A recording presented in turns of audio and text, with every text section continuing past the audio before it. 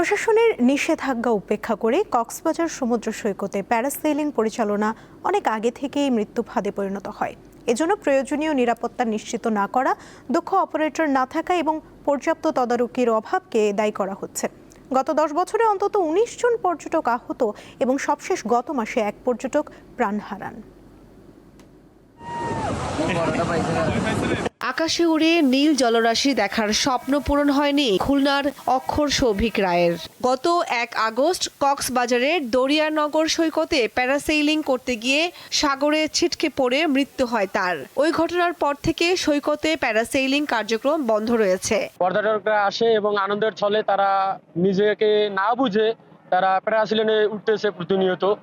যদি আবার কক্সবাজারে প্যারাসেলিংয়ের যারা যাত্রা শুরু করতে হয়, আমার মনে হয় প্যারাসেলিংকে যাতে যথোপযুক্ত আধুনিক প্রযুক্তি নির্ভর, আধুনিক ইকুইপমেন্ট নির্ভর প্যারাসেলিং করা যায়, সেটা যাতে জোর দেওয়া হয় এবং প্যারাসেলিং হবে এটা যাতে বজায় রেখে, সমস্ত নিয়মকানুন যাতে বজায় রেখে প্যারাসেলিং শুরু করা যায়। দীর্ঘদিন ধরে সৈকতে প্যারাসেইলিং পরিচালনা করা হলেও ছিল না প্রশাসনের কোনো অনুমতি।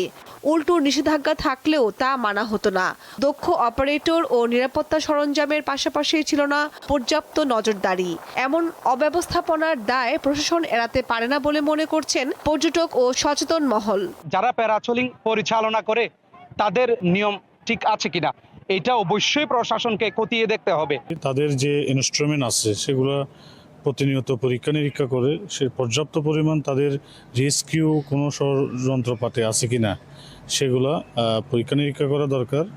যে নজরদারি রেখে যদি কাজ করা হয়, আমার মনে হয় এই প্যারাসেলিং কক্সবাজারের জন্য গুরুত্বপূর্ণ ভূমিকা রাখবে। প্যারাসেলিং পরিচালনার আগে যথাযথ নিরাপত্তা নিশ্চিত করতে হবে বলে জানান ট্যুরিস্ট পুলিশের এই কর্মকর্তা। প্রপার চ্যানেলে আসলে অবশ্যই সুন্দর জিনিস, আর প্রপার সিকিউরিটি মেনটেন না করলে তো দুর্ঘটনা ঘটবেই। তা আমি মনে করি প্রপার প্রিকশন নিয়েই যে কোনো ব্যবস্থা চালু হওয়া উচিত।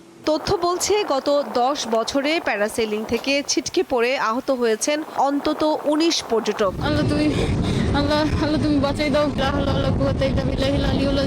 আল্লাহ কামরুন নাহার, দীপ্ত বার্তা কক্ষ।